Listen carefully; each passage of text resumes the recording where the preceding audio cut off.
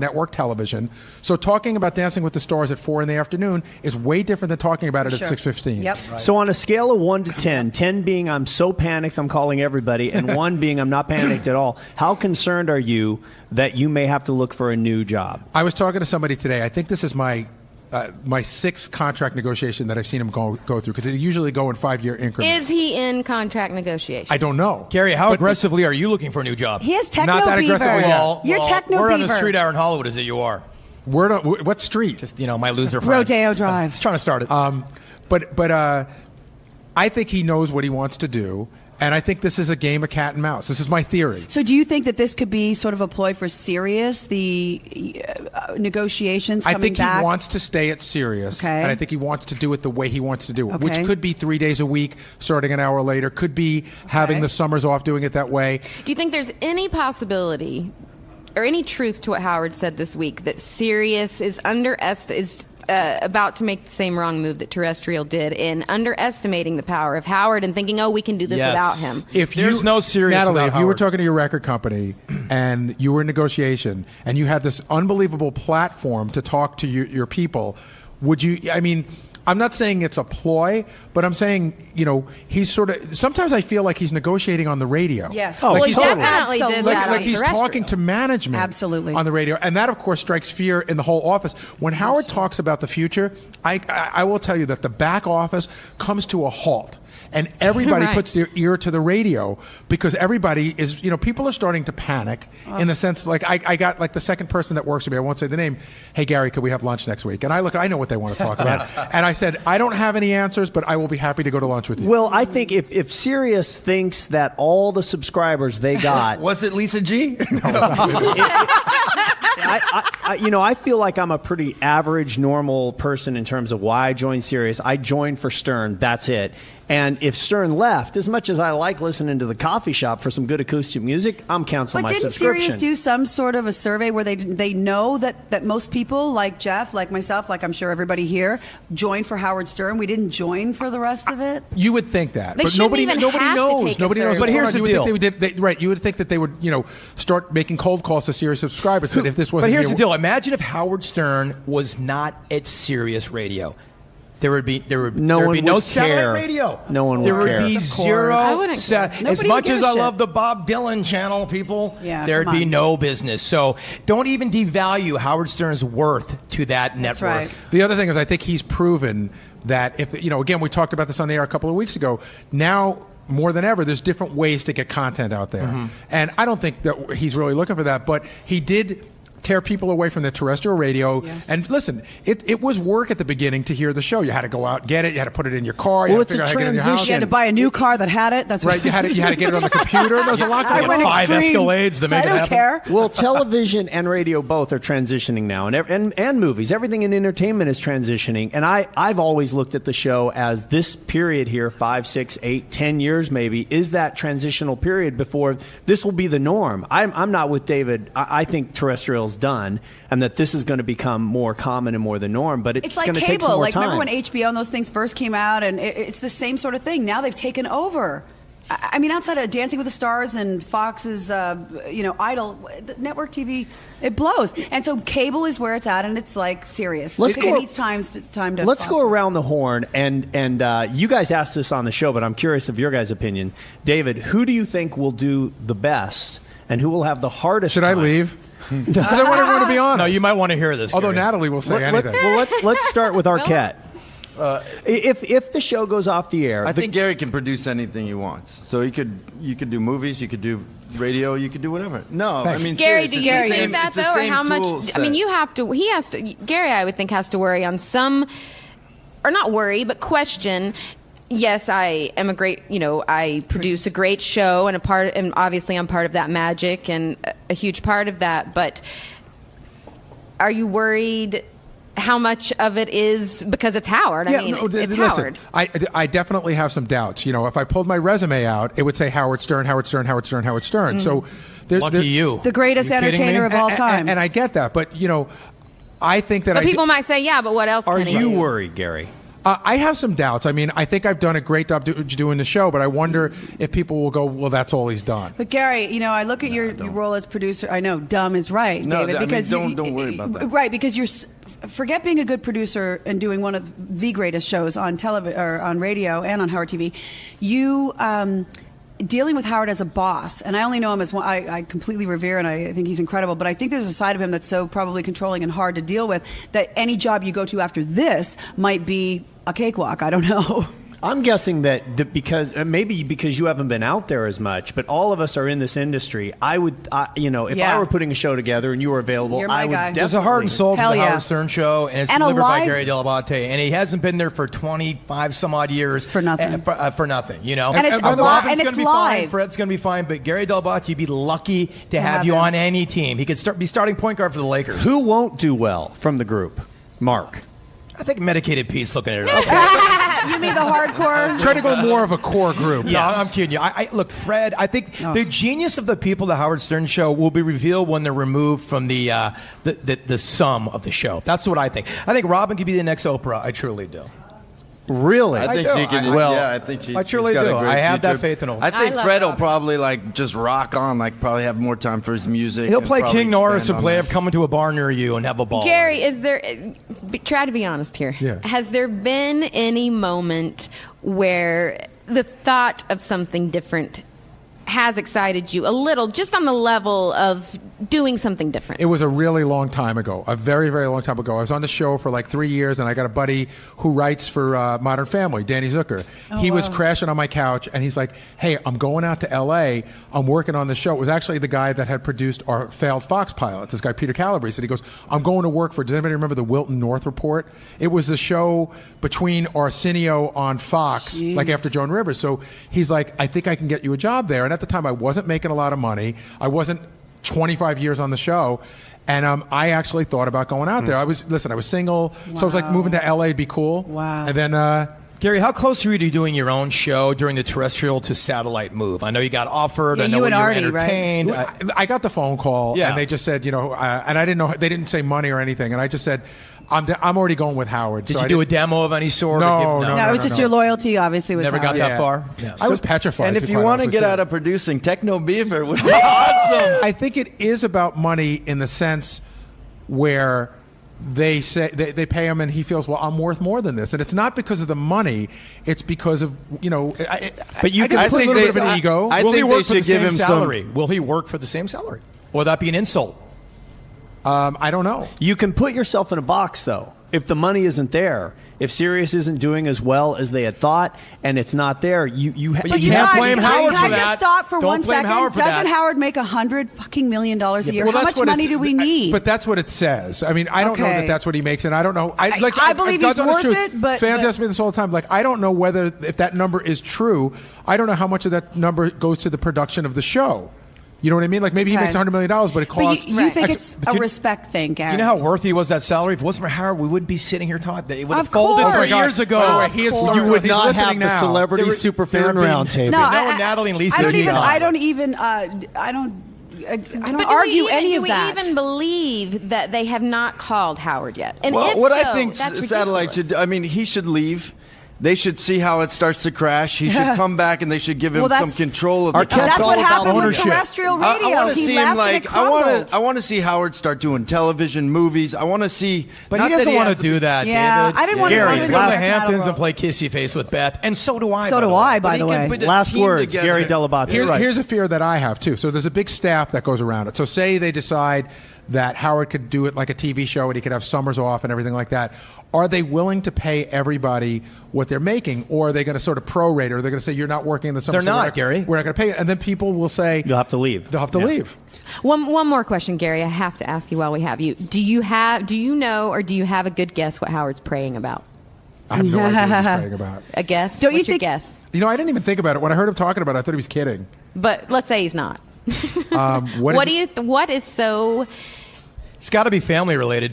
I think No, it's Artie. I I think think it was it's a Artie. work thing, and I think he got over it the next day. I think he kind of forgot because I think 2 it's days Artie. later they brought it up, and he was like, "What? Oh yeah, that." And what did Robin do when she was drunk? Real quickly, that you want to talk about? Anybody? That What when she Robin was, did? What did Robin do when she was drunk that she won't talk about that you and Ralph know and all of us don't? I don't know. No, Wait, I went out with Ralph wait. did. I have a night with Robin where we Dying to know that. Dell'Abate, thanks for Thank popping you, in. Gary. Bye, Gary. We're going to let Gary The greatest man in leave show business right there. because just so we're all Look at on that exit, man. Did you see him Wow. licking his chops on his way out? Didn't need to do that either. Let's talk about Robin because Yes. I love her. once again, I feel like I'm a little bit at odds with the table in the sense that has Robin, what do we, okay, McGrath or Jillian. Yeah, buddy. Please What do let me we jump in make? really quickly. What do we make of Robin Okay. of late? My last visit, listen to this. I was so worried about what Artie was going to say about me. I freaked out about Artie. I had no idea that the snake in the room was going to be Robin because Well, we hot went out- chick, bummer. You know, it's that whole energy. but Robin and I, just before I did Howard, I was in New York doing a couple other shows like the Hannity Show, whatever. So we got together with Ralph and went to dinner, and I thought I had a really good time with Robin. Apparently, she went on and trashed, and I had no idea. Now she went on and said, "Oh, it was one of those nights. You know, Jillian and her friends are crazy." Now I have pictures to the contrary. It's 3 a.m. I'm at the Four Seasons. She's partying in the window like a rock star, and the picture, the digital printout says it's 3 a.m. and she's telling Howard, you know, she's back at her house at midnight. So I'm like, what's that about? Then I heard her this week talking about Ross Zapin being out with his wife, and Howard says, well, I heard that you got in at 5. She goes, oh, no, I didn't. So she tries to portray this image that she's this whole clean food freak, and she doesn't party, and she doesn't, and meanwhile, I think she kind of parties like a rock star, but doesn't want them to know I think about she it. just doesn't want Howard 100 News to know. I believe that Natalie Yes. is part of it, but I also think that she's got a side of her that's won't let go and just have fun. And so Absolutely, that's what I love about Robin. At Howard, But Lisa and Beth- G has the same thing, but you don't. No. love it anymore. No.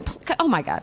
At Howard's wedding, Robin was tearing up the dance floor. She was. I, as She a was woman, amazing. admire Robin because she's independent and she looks truly Is Robin happy. She is getting not full of putting herself on- right now? Yes. No.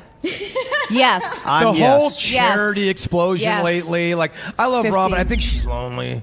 I do too. You know, I think she's at this point in her life. She's like looking around. I got 55 cars, 30 that No. Howard gave me, beautiful Robin apartments. is more I got genuine. 72 cats. Yes. You know, I'm like, how can I Wrong. help the kids in Guatemala and twit pick McDonald's? You know what I'm saying? yeah, I kind of. I agree love with Robin. that. And No, let me tell you what the real answer is.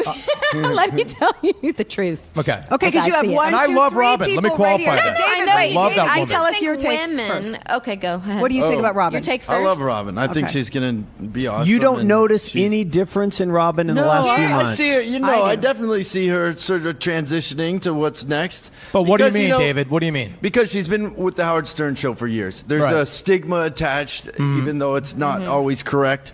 So you think as that's- it nears the end, she's trying to show her charitable side? Well, I think she's just trying to distance. be more of herself, like who she really is. I dig it. I think she is evolved. I think. Oh yes. How she used to be when she doesn't get defensive near Yes. as much anymore. Very true. Oh no, my I agree. I agree gosh. with Natalie. Listen, back to old shows. If you said 90s. one thing, you couldn't say anything to Robin. They were I afraid would've of been her. a fair- They were I would've afraid been of her, afraid. like it was Tracy. It was walking on eggshells around Robin. Now she can really laugh at herself. There's a couple True. of instances where she can't. But to me, first of all, I agree with everything she says about her eating, and I wish I could be like her. I absolutely believe that our government is poisoning us. And when I hear all the guys just saying, oh, Robin this, Robin that, it really feels like it's just because she's a girl. But Natalie, the 9/11 assertion that, like, boy, 35 that's years ago, I hysterical. started to change my diet. That was a I little think it's a stretch. direct correlation. Call me an asshole, an idiot. It's been said many times. But when those roasts went down, she got really hit in that penalty box really hard. Yeah, well, that and was she was what not made the prepared move. for what was being delivered to her. Now, I know it's not really sort of maybe PC to say that, but that was the sea change where Robin said, I got to change myself. And to her credit, she did like angry. Yeah, she, no, she made that it a was lifestyle. that was the Does real anybody turning point. disagree? Nope. When she got really hurt by those roasts. Yeah. From and a- that, forget 9/11, that was what made her change her Totally, lifestyle. From a viewer, from a Interesting. listener point of view, Yeah. Interesting. do you like her as much right now? I will never not do anything but love Robin Quivers. That's not the too. question. Look, I'm a wounded wing myself, Jeff Probst. I need hugs everywhere I go, and I understand what Robin Quivers is doing. But there are times Yeah. when people aren't on that show. I don't like my sister and mom sometimes times, Jeff, but I still love them with everything they got. Jillian. And she's gold for Howard. The two of them together. That's not the question. The question is, all of a sudden, you guys are backing off a little bit. No, I think told she's you. completely. It's different. But what I'm asking right now, as she is on the show, do you like her, the personality she's bringing on the show, as much as ever? Is it just different? You like it the same? Okay. You like her less? What Natalie was saying earlier, when I listened to the history of Howard in the 90s, she was fucking crazy. Like, she would just snap at you, and I would be scared in my car of her. And she was, on another coast. But she's now more well-rounded, and she's a different person for sure. But getting back to her and Howard, they are gold. They're magical, and you can't.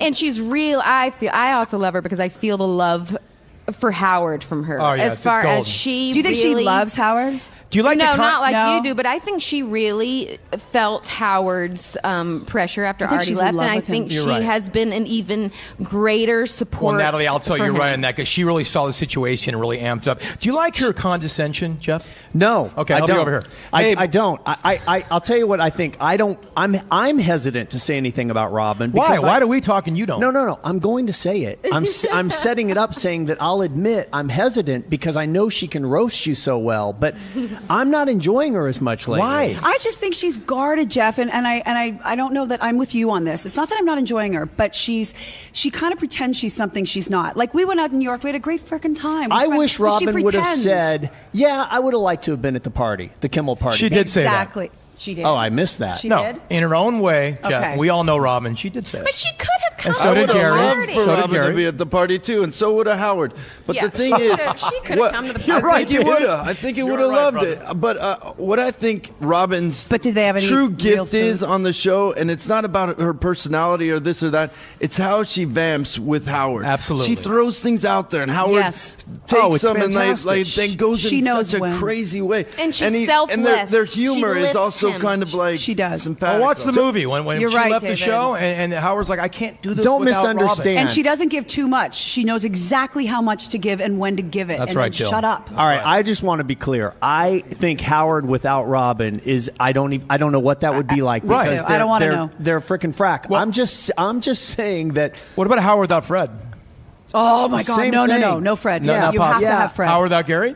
No, No. Not You have possible. to have You need Gary. a And whole does it stop team. there? Does it stop there though? But who's the most? Who's the most? Who could Howard Yes. really For not me? pull it off with? Is there anyone? It is I Robin. think Let's it's bring Robin. in- Hey, Robin. there's one more voice I want to bring in here. Andy Milder, who you guys What's up, might Andy? know from And you are Weeds. Just kidding. from yes, from Weeds. I love Weeds. The ex-husband now of Elizabeth Perkins on Weeds. Yes. One of the best shows It's just Love a ever. great show. With Kevin Nealon. yes. It's- Oh, When wow. is it back? When's the new season? My birthday, August 16th. Nice. So you've been here hanging out with us, and we want to get you on mic now. What's your take? Just jump in on this conversation with Robin. Well, I don't know. I mean, she's certainly changed. I have to admit, I'm a relatively new listener in so much as I only joined up about a year before he left terrestrial or testicle radio, if you will.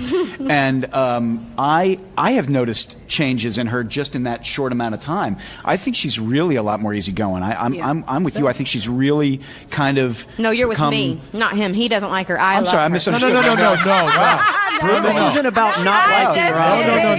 No. I love Robin Quivers. Great. Wow. Physically, too. I'm just. You know what, though? I hate Lisa G, so I'm with you all the way. See, we should get together and talk.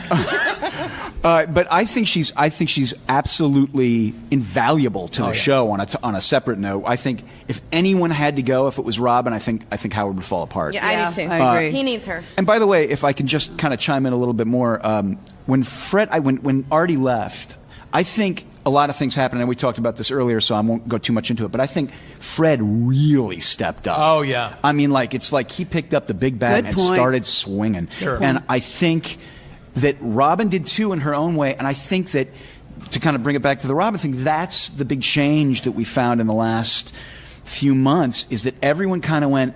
We were taking it easy because we had this guy who we knew could always, hit doubles no matter what he said, and now everybody's swinging for the fence. By the way, there was no show before Robin, Fred, and Robin.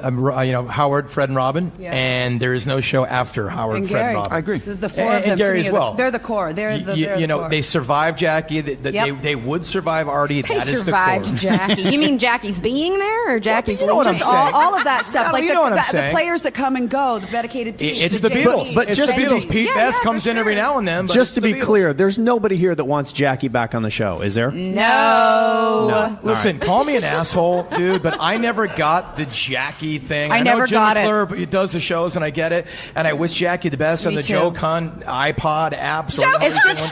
It's just so like vaudeville. It's fucking It's like my vaudeville. uncle that I go too many, man. So Let it funny. go. So we have a little time left, and Andy, we'd love you to hang out here and bless.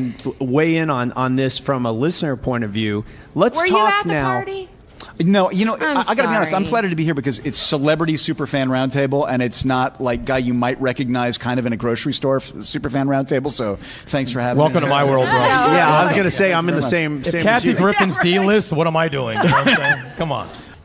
So let's talk about the party, and it's been talked about all week. Clearly, a historic moment. This will Yeah. go down as part of Stern history. That Howard had a good time at a party. Well, in his honor, especially. So, McGrath, I'll just be the first one to ask because here was my take listening. I had to leave early to fly to New York, so I missed the jam session. But here's what I saw when I left. Okay.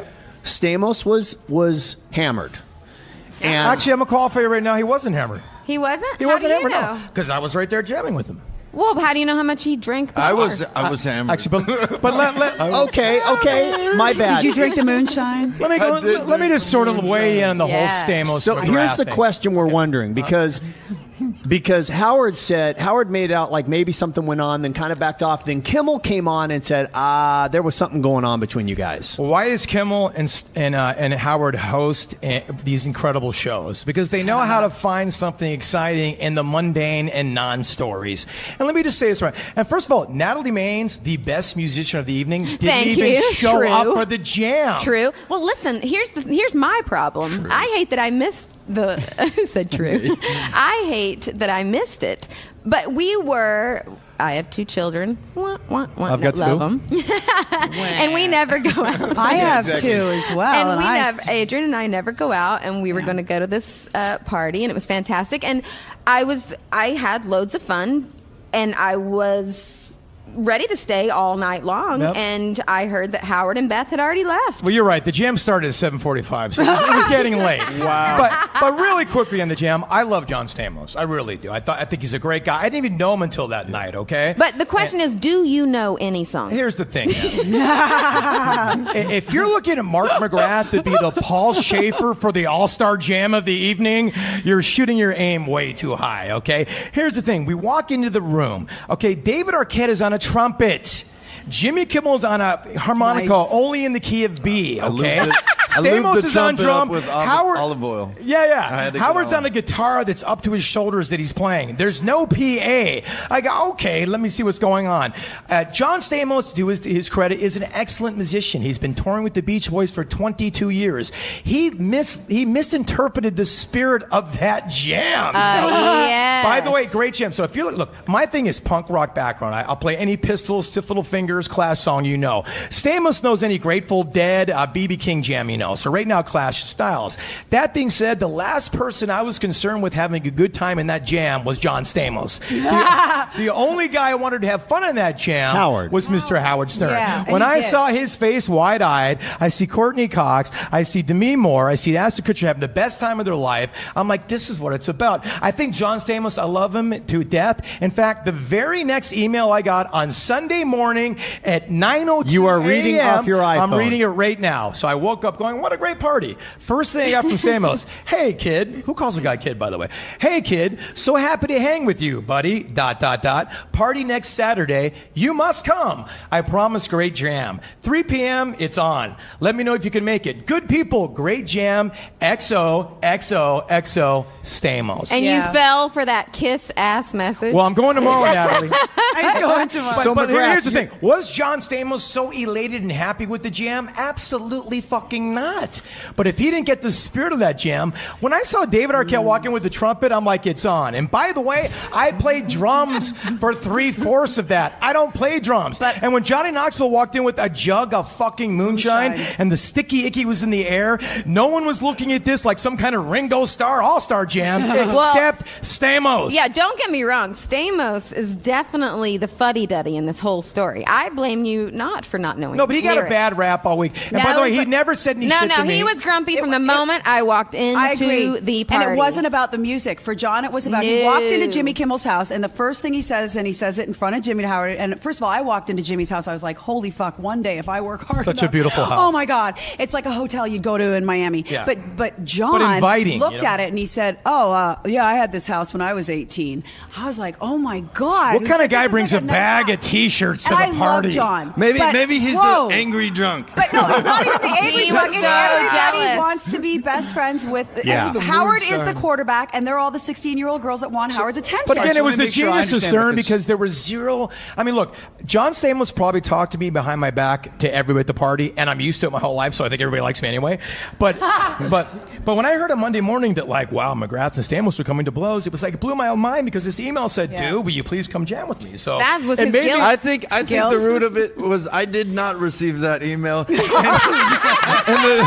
the trumpet may have been that might have thrown him a little. But David, how What much the fun fuck was is that this jam? dude? How That much fun the was that jam? greatest time No of one my knew life. anything. The fact was, we got through a song or two. That's what made everybody so happy. You guys were like the losers. only better. Stamos is back there thinking we're playing Rush jams and So stuff. If And I'm like, not mistaken, because I'm the only guy who wasn't there. If I could summarize this, Yeah. you're saying John Stamos, great guy if he weren't such an asshole. Is that what you're trying to say? No, I think John what- Stamos I is think- awesome. He was awesome. He wasn't even grumpy that night. He just was. No, he just wanted wasn't to play. grumpy. He was just like, All right, David. nobody no, knew a as the song. guy who It's was the problem. arguably the guy who had received the most bullshit from Stamos, which I didn't. This email shows I didn't. He was really fun and good. It We was got weird. through a few fucking awesome songs. Yeah.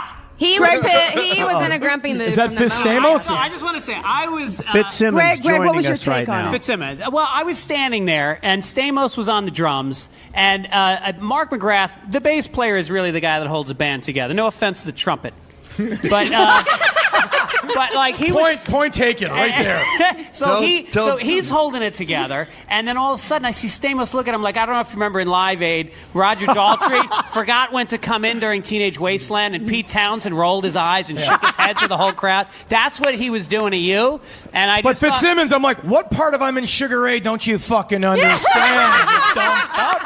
I fucking love Sugar Ray. I'm sick of you putting it down. Look at By the way, who's written more #1 songs, me or John the Beach Stamos? Boys. You. I mean, John Stamos. Sorry. Me or Natalie May? Oh, Natalie May. Well, wait, Natalie hold on. Maines. Let's back up to something that Jillian said, which is I you're was saying nowhere near the microphone. Howard hassled me in the beginning of the night. I said, I am not going near that microphone. Getting around the. I heard you couldn't even make it to the mic. I could have. Yeah, I what just happened never to you, said. Jillian? We'll Hold get on, to hold that on, later. hold We'll on. get- Before we put this to rest, going back to something you said, Yes. you said that you think the core of this is not about whether it was a good jam or not, that he was grumpy, that Stamos was grumpy because there's a competition for Howard's friendship. Oh my God. Yes, yes, and yes. And it goes from, I don't think Jimmy's in the competition. I think Jimmy just has the respect, the friendship. He gets to travel with Howard. They go away and he's on a level like Howard and Howard respects him. Then you've got Ralph and you've got John Stamos. They're like the 16-year-old girls that want the quarterback's attention. And so when the quarterback pays attention to the other tight end on the team, who's equivalently like a star player, Thank you, like Jillian. Jimmy, then it became like this sort of, and I think that's what that was about for John. Well, I can I've tell never you hung that- out with Howard Stern like that, so I was going for Me mine, neither. man. I'm like, I can't It's believe I'm here exciting. with one of my heroes. I'm Yes. sitting there jamming Louie. And by the way, Louie to me that night was Sgt. Pepper's. You know what I'm saying? It was like, look, I'm staring at, look, everybody listening who's a fan of Howard Stern, I was there with Howard jamming. And it was the most amazing thing in my life. And, if And I you were take that away- when you were teaching her, but during Louie, I came over and I go, "What are the chords?" Well, I don't You want to brag, not but only showed them- ADE, yeah. But I mean, you hummed them and you showed me the rhythm, and then I realized like John Stamos. I don't know if you guys got this, but Jimmy Kimmel sent photos of the night out. Yes. Yeah. And which I was didn't really get nice those. of him, and you didn't get To them. his but friends. They were nice. You were in a couple. But there was, but if you every shot of John Stamos, he's 2 feet behind Howard and staring at him. It was kind of like, Well, you know, seriously. I think Jillian's onto something because I mean, it was like he was. It was like one of the twins from Full House. He like couldn't take his eyes off him. Stamos and I are not necessarily friends, but we're friendly, and we work out at the same gym, so I see him a couple times a week. It's kind of hot. And he said something right before the party, a few days before. He said, well, you know, Howard Kimmel is having this party for Howard. And I said, yeah, as excited as I could be, because for me to get invited to this is the highlight probably Jeff. of the decade. Here. So I say, with all sincerity, I go, I know I got invited. And without missing a beat, Stamos says, God, how many people are coming to this thing? He invited you. And I said, I know I'm lowering the curve here a little bit. No, listen, And I think I that's think what pissed him off a little bit. He was running around at first, and Natalie, you pointed. I saw John, and I've done charity functions with him, and I love John. I saw a different side to him. I got there and I said, "Oh, there's the room with all the instruments," and we went in to check it out. And I was like, "Oh, look at this one!" And he was very serious. He was like, right away, "That's not lined up over there properly." And he was like going around and doing the measurements. And he's like, "McGrath, get up here!" Very serious. And Yeah, by the and I way, was like, "Oh." But so if again, Stamos if I could hates chime me in. so bad, why would he invite me tomorrow to jam with the Beach Boys and Bob Saget? Because- And don't be jealous. Bob Saget. He Little feels jealous. guilty, and he knows You he can come looked down. like because he knows he looked like an absolute He might have had a rough pussy night. So in everyone's mind. But he's been killed so bad this week. In his awesome. defense, John Stamos is a lovely guy. He's great. And by He the way, is. the He's a great guy guy. he hates the most is me. So- Saying this. Well, he doesn't and hate he's you, a though. good musician. You cannot back up Mike See, Love, who's a But notorious. see, he doesn't hate you, but here's what really hurts him. We're hearing Howard Stern say, that Mark McGrath man, he just hopped up there and he said, fuck it, and he had a great time, and that's what I'm all about. And I can see John at home going, boing! Like, But he oh, missed, this- John, he but missed what the we're saying, I spirit. think, When is you that- see a jug of moonshine and Sticky Icky going over the air, it's like, how are you going to look at this as some Ringo Starr all-star jam? Wow. No, All right. no, he took it way too We- seriously. He was a curmudgeon from the moment I walked in. He was so jealous of the Let's put a entire fork thing, in and he Stamos. thinks he's better than everyone that listens to Howard. He Arquette, thinks what do you it's think, some dude? I heard he's kudos. dating Well, he has a Lisa 20 G now, Natalie. He has a 25-year He's dating history. Lisa G now. Probably. All right, And so I- Stamos has got a fork in it. Let's go to the next Caller? No, to God We haven't McGrath. taken any You've clearly callers. been drinking. The I thought next. Stamos is on the line. No, let's go to the next topic of the night, which I know Natalie wants to weigh in on, which is Jillian. Yes. You had a lot of fun at the party, as Well, is I being kept reported. thinking- Was Ralph there? I just No. loved. I kept thinking because I did have. Shall we get leave kind Jillian's of story early. first before Yeah, you- well, that's what I wanted. I kept thinking there's some things that Howard's not telling us because I kept wanting to, since I left early. I wanted to know like who's gonna get made fun of. Wait, you who think acted Howard's like a protecting fool. me? I thought you were curiously absent from the from stories. lots of the. But when has Howard recollection. ever protected me? I mean, he will throw me under the bus. He fucking killed me. With So- F, Mary, kill, he killed me. So you Well, and don't your feel husband was protected? curiously absent Well, also my at the party. husband, I know, my husband was on a motorcycle trip, so he couldn't get back from Mexico, and I said, I'm not missing this. Now, for me to go to this party is a huge deal. It's like you going alone. I don't go anywhere. I might live in Hollywood. I might be on the air every day, but I'm pretty secluded. I live in the valley. I have my 2 kids. I'm very mellow. I go home. I put my ponytail up and my zip. Load on. the gun. I and load get the gun and get ready a great for sex. action, baby. But my God, she won't let that go. You need to have a night like that with Adrian. Oh my God! So no. anyway, so I got the, first of all, I had my baby 4 months ago, and I got my period that day, and which is fucking brutal. Awesome. Yeah, so I'm like, I'm staying in bed. I'm not going. I'm cramped up. Whatever. I take an Anaprox, which is it's a prescription, but I don't look at the. I don't care if it's drinking. You should have non-drinking. put some in the moonshine. I don't think you guys needed that. You guys had your own moonshine, but I took That's it. what kind So of you I you got take there. that I drug had before you yeah, get there. But it's not like a heavy duty. It's not like Vicodin. It's Anaprox. It's like for cramps. Whatever. And what's the effect? The effect is I don't have any cramps right now and life is good. So I get there, I'm uncomfortable, I'm by myself, and I have a couple glasses of wine. And then I get very, very sick. Like I start feeling sick. And it's just as you guys, I went in there with John Stamos to look at the room, and the room started spinning, and I was like, I've got to go lie down. So I went and lied down. But, when you're bleeding profusely and you're wanting to be at this party, like I had just way too much going on. So that's what that was more about. about the bleeding. Well, let me tell you, Natalie. What was the blood like? Well, the story You know. that we're trying to get at is that there was a story reported today, right, by your favorite Natalie Lisa G, talking about. Yes, well, and actually, I'm a big fan of Adam Carolla.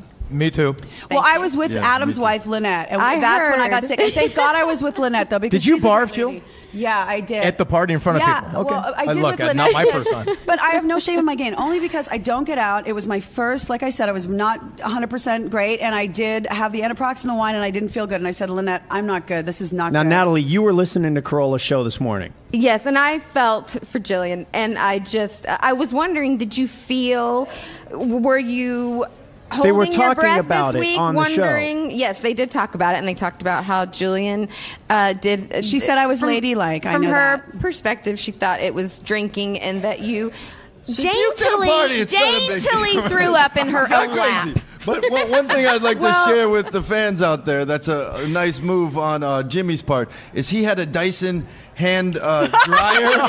He had a hand dryer in his little bathroom there. I thought that was kind of something. Well, to I did share. feel like a little like Goldilocks afterwards, looking for Jimmy's bathroom. So I just wanted to lie down and make it go away. I said, here I am at the greatest fucking entertainer of all time's party, and I'm not feeling great. And it was, I mean, I'm not going to sit and defend myself. I probably should not have had wine. Wait, did on you really anaproxenol. vomit in your lap?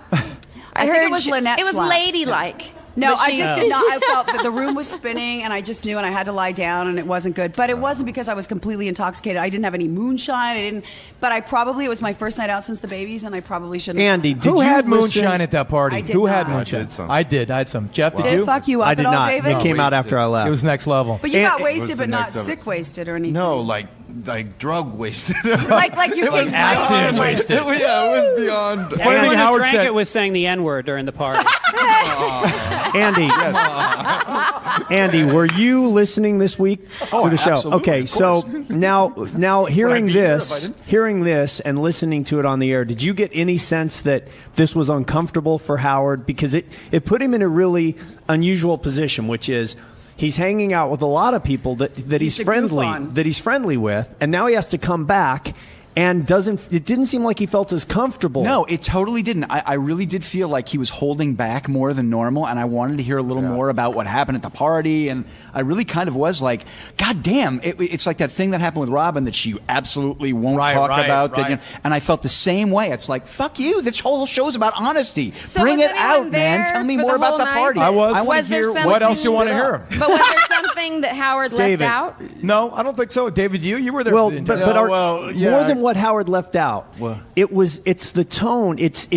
Robin was picking up on it Yeah. and was kind of hitting on it, which is he was more guarded this week, and Yeah, it seemed to me like he might have been protecting Stamos a little bit. You know why he Well, was? to me more because she goes, well, what does she Well, really look like in person? And Howard's like, she's hot, and she's like, oh, well, of course you're going to say that. but David, she did is. you pick up on that? Yeah. Yeah, well, Courtney came up to him and was like, "Hey, I heard you wanted to stick your finger up my ass." She did not. Great icebreaker. bless her. Great icebreaker. And then, God bless her. Wait, how did you and feel when then- he said that she and looked she said- totally he got hot? embarrassed, and she said, "No, that's cool. Beth, is it cool?" And so he stuck his finger up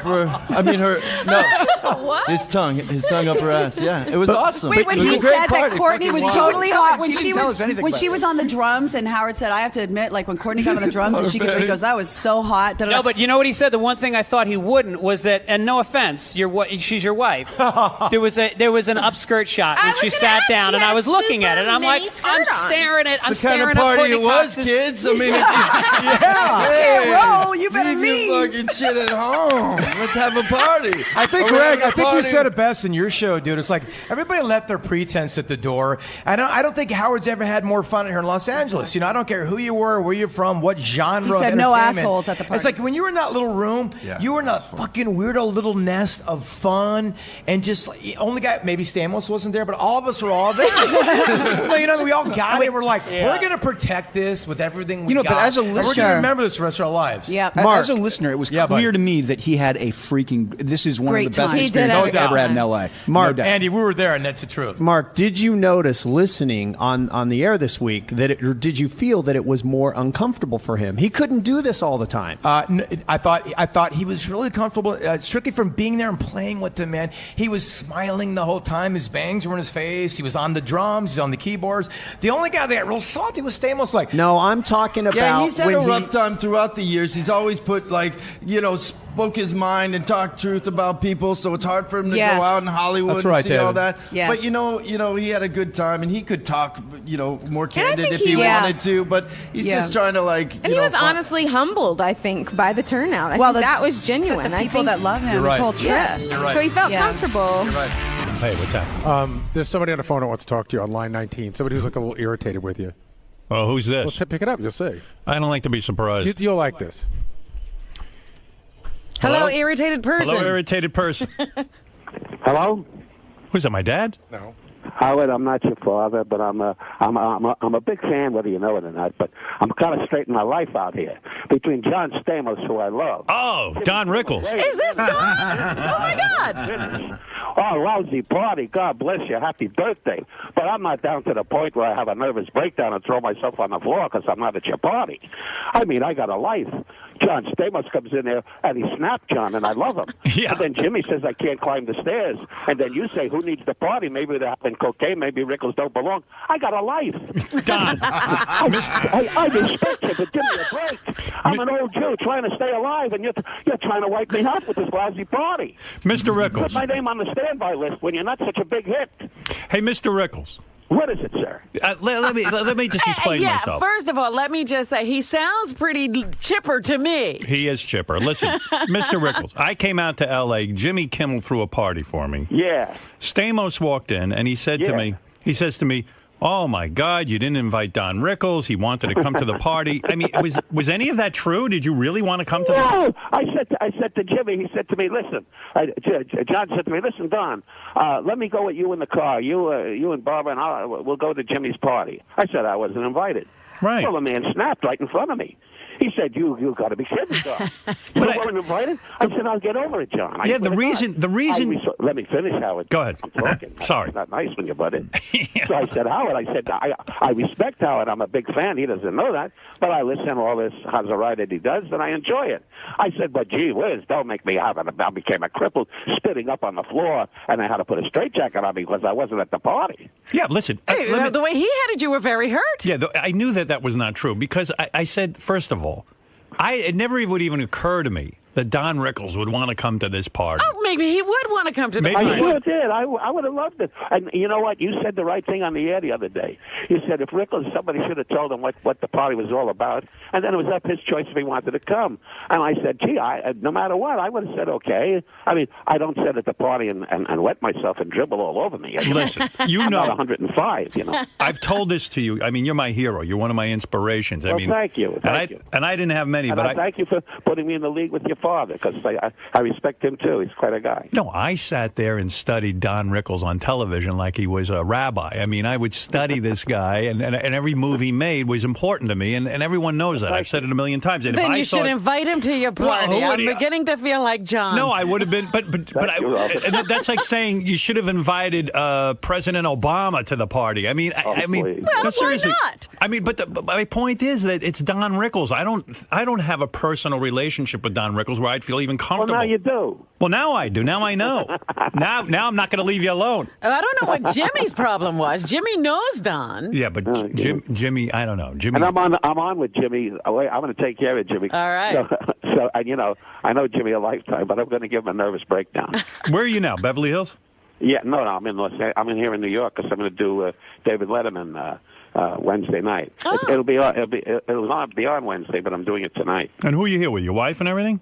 No, I'm with a hooker and two broads from Chicago. Oh, now that makes sense. I'm here with my wife. No, I'm here with my wife. No, I don't live in that world that you talk about. I don't live in.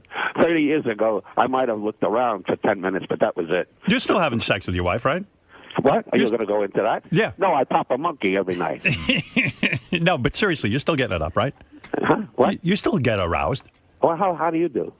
What do you mean, how do I do? Well, I want to know if you're so inquisitive about me. How do you do? Do you circle the bed and get an estimate, or do you just jump right in? I jump right in. You too, right? That's it. All right. Listen, Mr. Rickles, let me say, first of all, I apologize you weren't at this party. From now on, whenever I have a party, you'll be getting an invitation. Okay. I'm not kidding with you. I'm not kidding with you. You're going to be invited to everything. You're going to think I'm stalking you. You're going to have to call the police.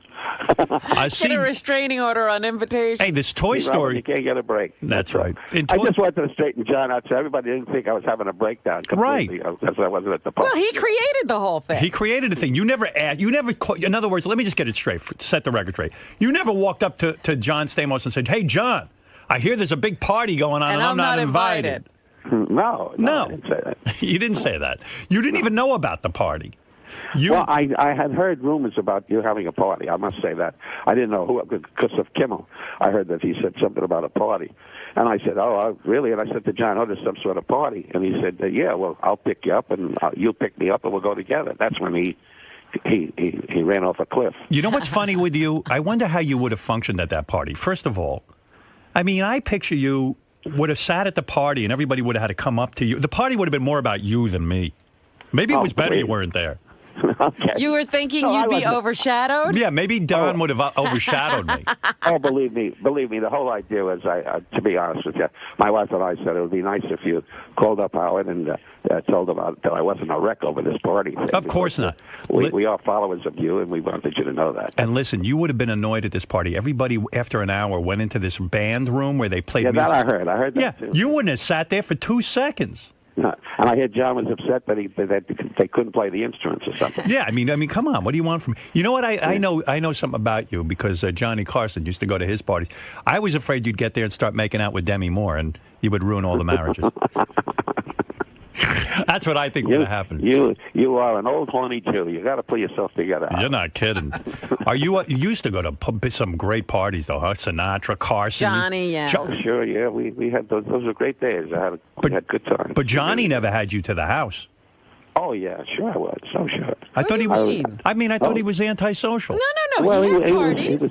He was pretty much a loner that way, but he was a friend to me, and he had me at his house. Sure. But Letterman would never have you to his house.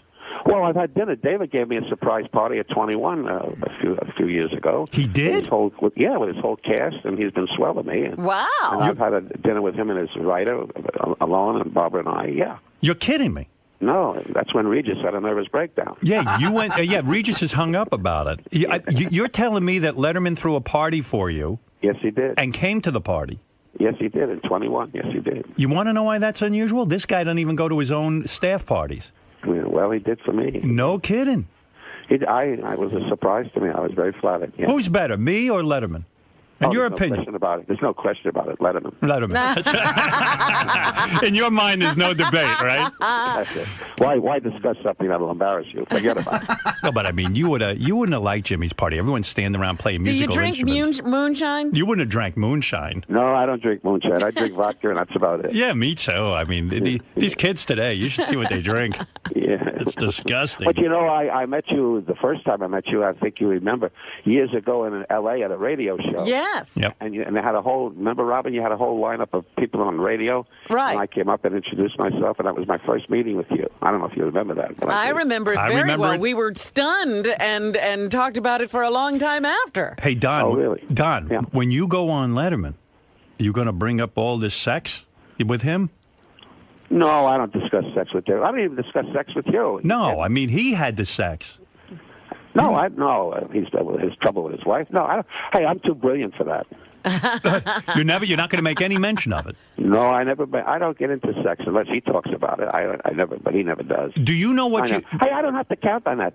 See, you I do. wind up with orgies to keep you going. I don't need that. You don't need that information. No, you got to find out who's popping who to keep, and that makes you happy. You got to relax once in a while, Howard. Lock yourself in the bathroom and forget about it. You won't bring it up because you don't want to embarrass him, right?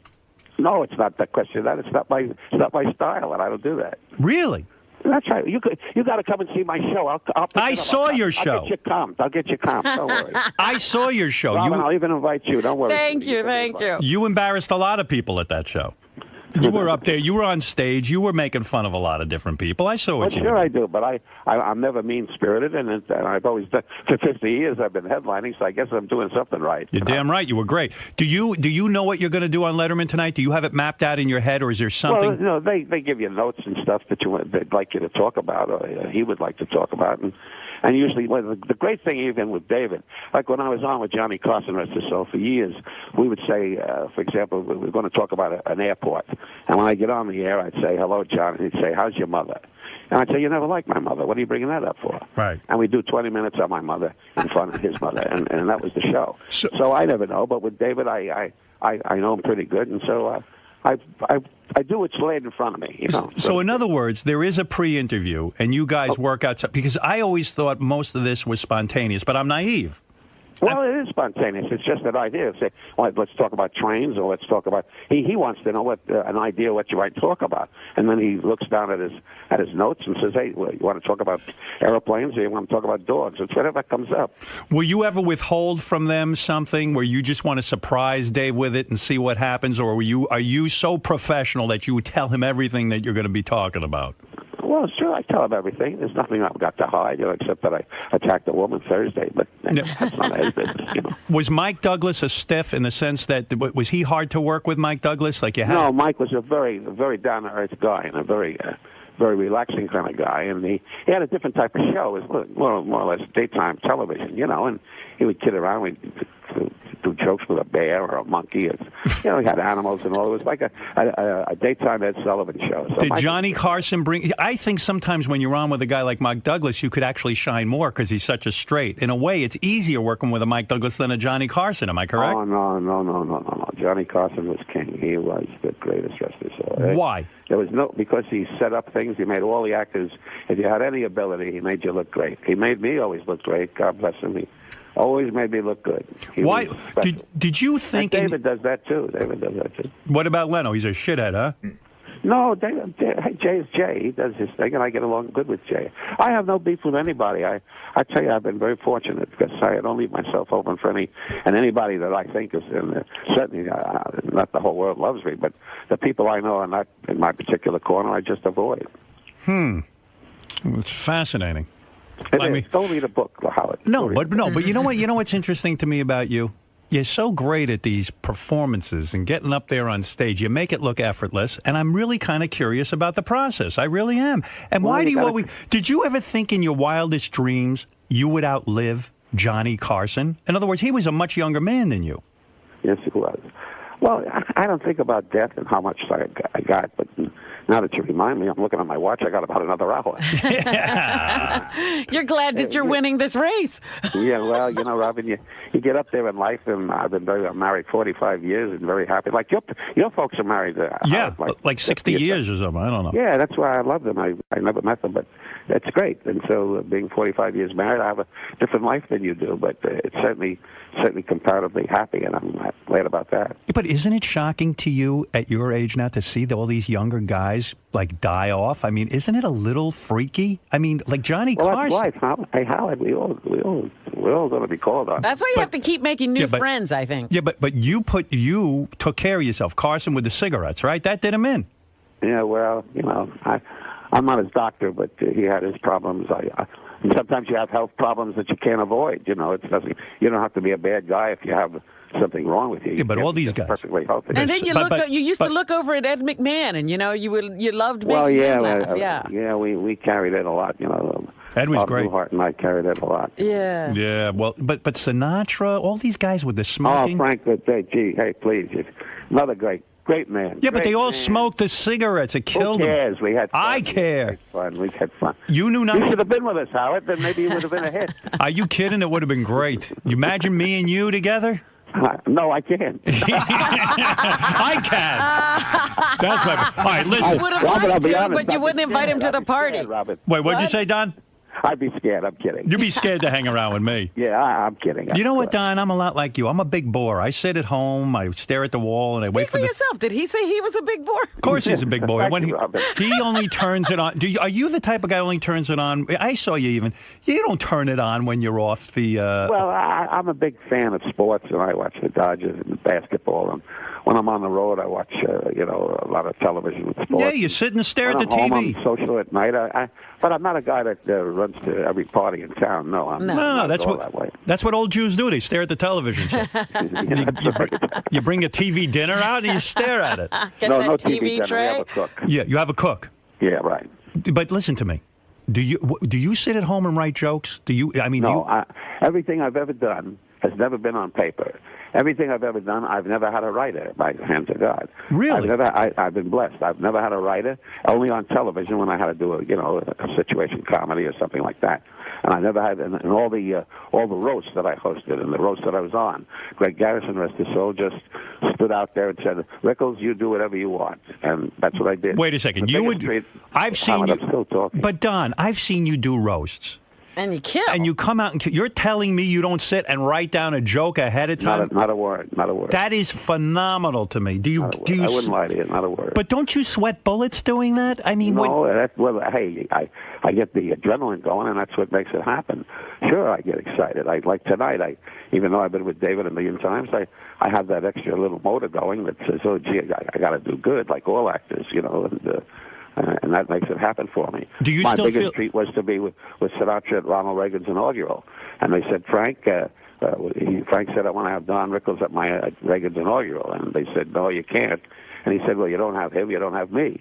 And that's a true story. And I got out at the inaugural in Kennedy Center and did my thing, and thank God I was a big hit, and I owe it to Frank, and he believed in me. Yeah, but you know what's amazing to me? I would be nervous wreck if I had to get out on a roast where, everyone's killing and not have material prepared. What do? You think about the guy. And hey, look at you. You got to understand how you do something very unusual. That's where your great talent is. You do something like 5-6 hours on radio, talking and keeping it interesting and interviewing all kinds of weird things, weird people and normal people, and that's quite a gift to be able to do what you do. So don't put yourself down in that respect. When they do that Toy Story, does everybody get in a room, or do you do your thing individually?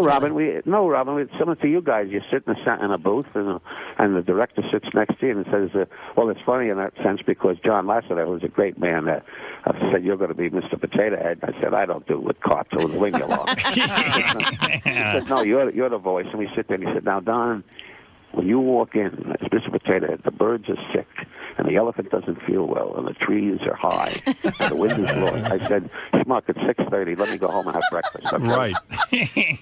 When you say, this is the last question, I'll let you get it because I know you got to get a nap.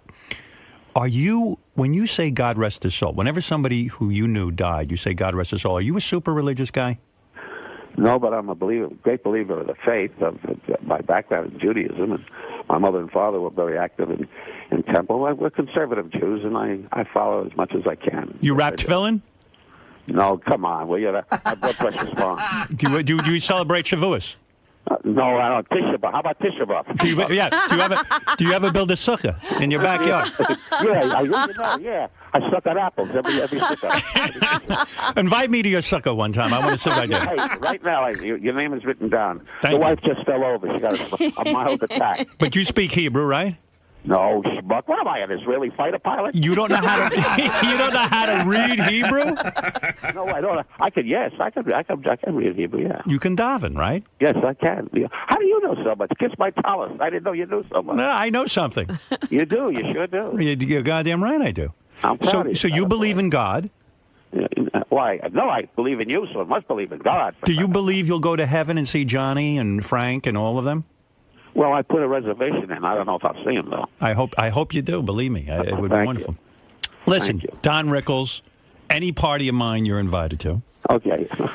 You are my Robin, guy. by the way, I didn't say much to you, but you're a talented lady, and thank you for being so nice. Well, thank you. I am just grateful, Mr. Rickles, that in my lifetime, I got a chance to speak with you personally and tell you how important you are to me. You are very kind of you. To hear your voice on the phone and to get to talk to you. You are an amazing talent. You are my hero, and I love you. Well, thanks, Howard. I appreciate that, and I think the world of you. And that's why my wife and I usually don't do this, but you were so nice talking about us as often as you do. My wife said you should give him a call and show you respect the man. Your wife's a mensch. Yeah. Well, thank you. And I hope to meet her one day. You will. Hey, invite him to a party. I would. I didn't think he'd want to have anything to do with riffraff like me. Oh, we're going to go to a party and we're going to swing. You and my wife. And Robin, keep him going and keep him out of trouble, will you? All right. All right. Okay, sweetie. Thank you, Mr. Rickles. Bye-bye. Thank you both, babe. The great Don Rickles, ladies and gentlemen. Robin, you were just treated to an icon. I know. I mean, that he even knows my name is a big deal to me. He doesn't. I wrote it down for him. You. So your assessment after that conversation is that he wasn't pining to go to this party. Absolutely not. That's what I thought. And this is what I thought had happened, that John brought up the party and then found out that they weren't invited. Well, and now he's in a situation, and he's like, whoa, what a faux pas. But he's the one who made the faux pas. There you go. Well, I spoke to John over the weekend. I mean, we emailed back and forth. And what was he upset about? Well, I don't know. He just felt he was coming off bad on all this, and I was just teasing. I wasn't, I love John. Oh, he's too sensitive. It was just fun. When I see you playing Needle and Damage, and you were just rehearsing and stuff, and how did you learn how to be so proficient at the guitar? Do you think you're just sort of a musical genius? I'm certainly not great, but I have a certain it's my deal. It works for me, and Is Needle and the Damage Done hard to play? Is that a difficult song to? Because you do the whole thing, you pick through the whole song. When I first tried to learn it when I was a kid, it was hard because it's slightly syncopated, but Right. it's not that hard. Why do you like that song? It makes me sad, as all music does, and the sadder the better for me. And I love Neil Young, but it wrecks me every time I hear it, and I don't even know why. It just has to do with damaged people. And damaged people, I always think I have to save them. And that's what gets me in trouble. You sure found your niche. I sure did. What attracted you to this song? I think I'm similar to you. I identify with the misfits in a way. I feel bonded to them, and I think pulling yourself out of the screaming sorrow of your losses is heroic, and I like to help people and help myself. I don't know too many people who are like sing Needle and the Damage Done, but your version is amazing. Would you do a little of that now? All right. Do this. I'll try not to cry. Oh, my God. I love it. Robin, you got to get into this. Well, I'm going to get one. You got it. You have to get it today. Well, if I have time, Howard, I will get it today. Get that new assistant. What do you got, a new assistant? I'm hearing reports about you. No. Holy cow. You got to hear this one. No, Let me digress for a minute. What happened to Captain Dan? Here we go. I don't know. Captain Dan. What happened to Captain more Dan? Names. Is Captain Dan still your assistant? Yes, Captain Dennis is still with me. Well, all I know is people around here, I might as well tell you this. What? People around here are terrified because Robin is yet another charity event she's organizing. Terrified of you. Terrified of you and your charity work. Because they know they're going to get, what is that called when they take you into the military? Not the draft, but conscripted or... you know what I mean? They are terrified of you. Geez. Let me... You're the terrorist. Ease their consideration. Here's the report I get. Obligated to do anything. Yesterday, Robin just brings some woman up here with a British accent. She doesn't have a British accent. She has some accent. She's from Slovenia. Well, whatever. She had some weird accent. Welcome. Yeah. So, wherever Slovenia is, only Robin knows where that is. Welcome to Slovenia. Yeah, I was scared of Guatemala. Now Slovenia. I was raised in Slovenia. My father was Dracula, and I am the son of Dracula. So anyway, Robin shows up. Yeah, this woman is walking around, and Robin introduces her to no one. What? Listen to this report I got. This is a report. I introduced her to everyone we saw. I heard she went over where Jason and Will sit. She's sitting on the phone, making phone calls. Jason went back there. He goes, "Excuse me, who are you?" He's going to call security. He goes, "I'm with Robin." Or however she talks, I don't know. I'm with Rob. I'm with Robin from Slovenia. So Jason's like, "Oh, okay, I think."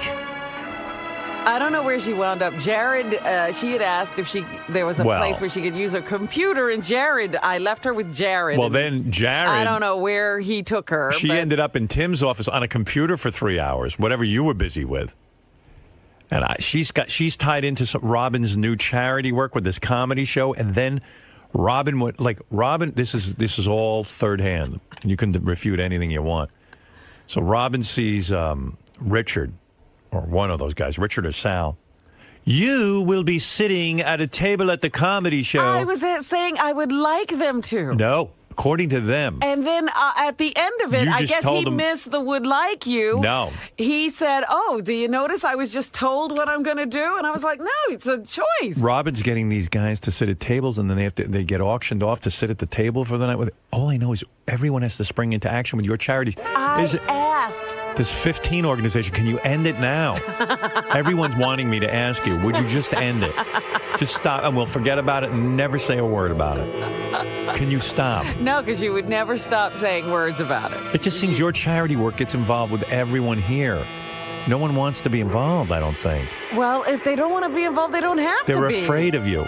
Oh, stop it. They What's are. to be afraid of? They are so afraid of you. You hold You're a grudge. wacky. I don't hold any grudges. This is what I'm hearing. I don't say that. This is what I'm hearing. I'm telling you. I'm giving you feedback. You're painting me as something that's ridiculous. And so are they. They're crazy. Yeah, here comes JD. Uh-oh. JD, you sure you want to talk? Yeah, well. Why are you afraid of Robin? Because I don't want to get yelled at. She threatened to stab me in the eye with a pencil for talking about her movie. Oh, my God. That was different. Different.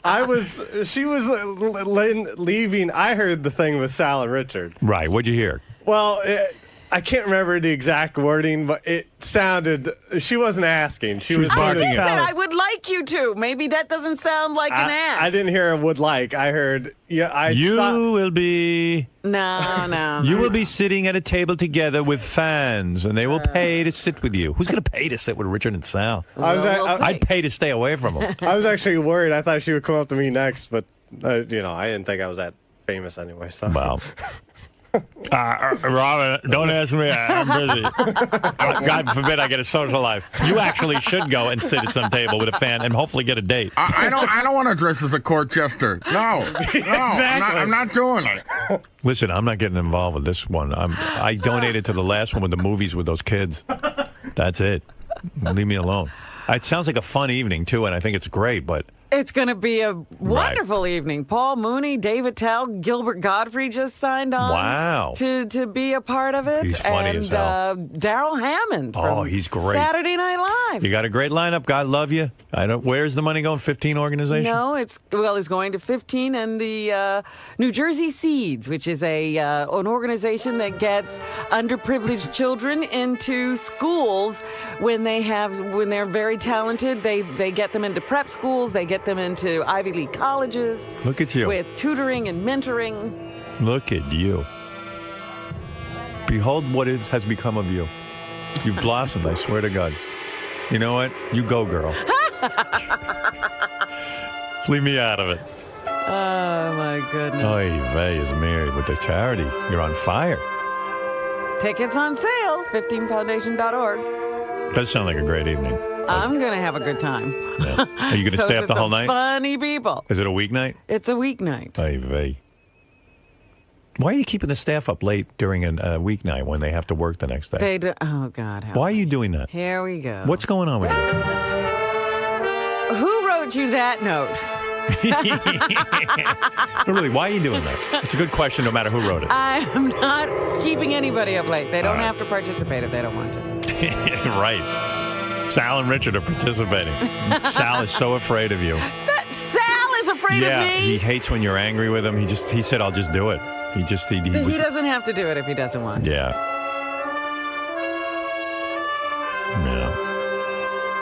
How did they get a hold of you to raise money for this charity? I mean, how did you find out about this one? I've known about Seeds for over a year. Yeah. I went to a special open house they had. Yeah. And you checked them out? You sure they're not taking They're this? great. In fact, Dan Foreman was the one who he did? He's a pretty smart guy. Introduced me to Seeds. Yeah. Like they're not New Jersey Seeds. They're not going on a junket to Puerto Rico or anything. No, they stay right there in New Jersey and they educate kids. Are you afraid of me? No, I'm not. Well, not about this. Oh, when are you afraid of me?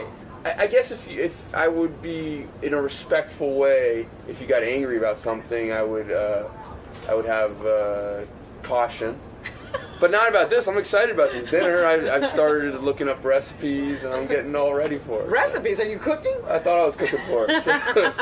No, Rob asked me to sit at one of the tables. I'm very excited. Yes. It'll be fun. It's just fun. So. I should hope. Yeah. It wasn't mandatory. I don't know. Everything gets convoluted around here and becomes some kind of edict, and I don't know. I have no idea how things work in people's minds. But I appreciate you. No, thanks. Are you feeling any pressure to go to this fundraiser for Robin? I don't look at it as a fundraiser. Fundraisers where you legitimately raise money. This is some sort of big shot show off melee where there's booze involved. That's all this is. Are you feeling any pressure from Robin to attend this charity event? How do they do it in the movies? Ooh, I don't know how to answer that one. If Robin really gives a shit, sell one of your Mercedes or your boats and ship it off to Guatemala. Right, JD? Let me see. Am I feeling pressure? Pressure. No, not at all. How did she approach me? Like this. Oh, I have good news for you. You will be attending my charity event. We will be auctioning you off like a slave. No pressure. I'm fine. I'm not stressing out over this. I don't feel like she's really making us do this at all. You'll be sitting at a table, a celebrity table, where they would pay $10,000 to sit with you. And I'm like, oh, really? Well, thank you. I wasn't asked. I was told. It's going to be so relaxing, and I just, it's no pressure. No pressure at all. If you really care, just go out, charity should be done in an anonymous manner. That's true charity. It should be selfless. That's a true philanthropist. Instead, she's got bottles of champagne and Paul Mooney and Dave Attell, $10,000 tables. What, are you kidding me? $10,000. You know what I could do with $10,000? You know how many men I can make happy on $10,000? I'll take them over to the Dominican Republic, believe me. She didn't come up to us and say, you're coming to my benefit. She didn't say anything like, you guys are going to be hosting a table. She didn't say that. We're going to be raising our glasses, putting them down our gullets. Robin will go back home to her beautiful palace, one of her beautiful palaces, and she'll have one of her little servants stick a tube up her ass, another little Mexican roll her over in that stupid mat to, sweat her out. She'll have somebody feeding her berries and green drinks. And these little Guatemalan boys will be there with whacking the flies off their faces, eating shit out of a bowl. But hey, it's a fundraiser, and that's what's important. She just asked, real low pressure, asked us. Sorry. Hey, by the way, I should mention that Sal and Richard put together a new crank call, and they called a spiritual healer lady, which is funny in itself because what is going on out there? And probably the audience can't hear it, but we can. And in the halls, it's just yelling and talking, and like Jason arguing with Gary, and they were in here arguing in front of me about something. Really? Yeah. And I just said, enough, guys. They were arguing about whether the Super Bowl, whether New York should have a Super Bowl. And I said, well, it is cold weather and people like to sit there. But Gary goes, but Paul, they have all the other regular games in the cold, so why can't they have a Super Bowl here? And I go, well, the Super Bowl. Don't ask. And then got into this long argument between Jason and Gary, and they love to hear themselves talk. And I go, guys, I got 2 seconds here. Let me get through the material we have to get through. And now Ronnie and JD are yelling at each other in the halls. Oh. And I've told Ronnie, please do not get involved with people. You have to tell him that every 3 days. Yeah, I'm getting to the point where I think he's got to go sit in the car. Why are you guys arguing out in the hall? It's like a 1 second thing. It was nothing. Yeah, but my door opens and then there's yelling on the air. I know. I'm sorry. What are you yelling at Ronnie about? We were just fucking around. Yeah, but don't fuck with him. I know. Okay. Do me a favor. Don't talk to him. Okay. I don't want anyone talking to Ronnie because he can't handle it. Then it gets into a fight and he gets berserk. I mean, okay. He can't. He's like a child. But it's my fault. He's not a fault. Would you tease him? No, we were What'd you say? Tell me what happened. No, we were just talking about something, and I thought he... But he starts raising his voice, and he thinks he's funny. And then when he thinks he's funny, then he starts throwing. He's a nut job. What are you yelling at him about? No, it wasn't. I thought he was saying something about me, but it wasn't. So that's. And then he goes, "Get out of here! I'm not saying anything about you." Something like that. Yeah. You stupid ass. Yeah. Do me a favor. Don't. You're totally talk to full him. of shit. Okay. Otherwise, I got to release him from here. He can't handle it. I tried to defend you, Ron. He can't handle it. I don't want him bothering you. I told him that. I'm stupid.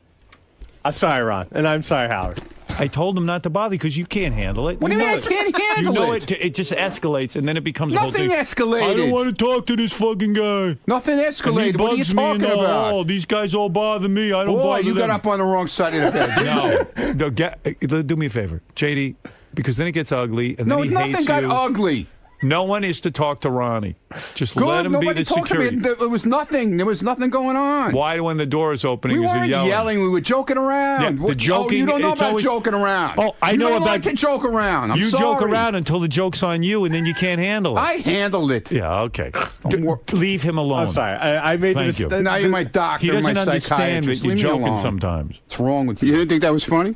No. He doesn't understand when you joke. I said I'm sorry. Okay. It was You know, a you joke. go to the zoo, they say don't feed the animals, Yeah. and then you get the one jerk off that feeds the animals. That's what you're doing. You're feeding the animals. Sorry. Fucking instigating motherfucker. That's what it turns into. No, it didn't. Well, it will. It didn't. Eventually, it will. No, it won't. Fucking instigating motherfucker. You can't handle when people joke. You get confused. What are you talking about? Sometimes you don't know they're joking, and you don't I like know being he was teased. You don't handle things well. Yeah, okay. I don't handle Piece of shit. Yeah, I don't handle things well. Okay. You don't. Okay. I don't. I'm trying to help you. Yeah, Well, help. he doesn't Okay, know that? help me. You don't know you Help can't me. handle things, that you get into fights with I people and wasn't you throw fighting things with and all? anybody. I wasn't throwing anything. I wasn't fighting with anything. Today. But tomorrow it turns into something. No, it doesn't. The JD's always It busting did- my balls. I don't bother anybody. Nobody bothers me now. You just Okay? fucking bust don't worry my about it. balls. What's your problem over there? For All right, God's sake. that's it. Well, what's my problem. You're Yeah. my problem. Yeah, good. I'm your problem. No, I don't want to have to discipline. There was no discipline, and there was nothing going on. Okay. Keep it that way. Leave him alone. I I'm telling was- you, playing with fire. There was no fire. Well, today there wasn't. No, there wasn't fire. Robin, explain. Don't bring her into it, please. I can't because you She's know, in another whole universe he over it. I don't can't want to even handle get it into when her. I talk at all. Please. Right.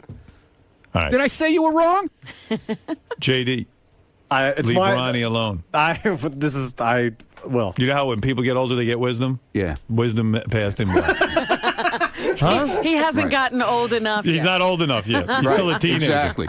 Exactly He's like right. a teen. That's right. I know more now than I did then. No, it's you two don't mix well. We're 'Cause fine. You tease him, and then Ronnie comes back at you, and then it escalates. No, it didn't escalate. Nothing was going to And Richard and Sal, too. Leave them alone. I don't even talk to them. Good. And they They shouldn't lock talk to you. themselves in the room. We don't see each other. It's fine. Good. Every once in a while, Sal will have a little comment. Okay. You know? And you handle that well. And I laugh it off. I don't even answer them. Today. What do you mean today? It's been for weeks already. All right. Thanks, guys. Thank you. Please, I don't want to open the door and hear yelling. We weren't yelling. That was my fault. Yeah, our voices were raised, Ron. They were raised, but we weren't yelling. We were What were you goofing saying? around. We were goofing around. What was the goof? I want to We hear. were talking about something, and then Benji walked by, and he heard me say something about shtick. He thought I was talking about him, All right. but I was talking about Benji. All right. Okay? Yeah, well. You stupid ass. Hello, Stern fans, and welcome to the Bonus Show, a weekly update of all the great behind-the-scenes moments you can't see anywhere else. I'm John Hine. And I'm Rachel Fine.